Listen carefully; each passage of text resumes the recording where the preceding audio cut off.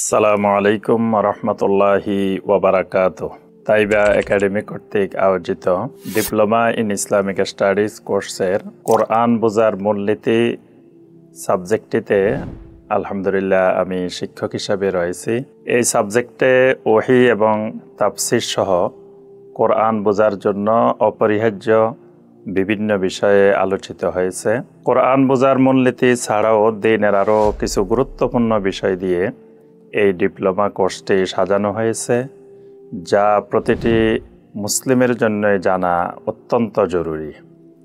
কোর্সটিতে skill development বিষয়ক দুটি subject রয়েছে, যা একজন মুসলিমের জন্য ইসলামী জ্ঞানের পাশাপাশি দক্ষতা বৃদ্ধির জন্য সহায়ক হিসেবে কাজ করবে ইনশাআল্লাহ।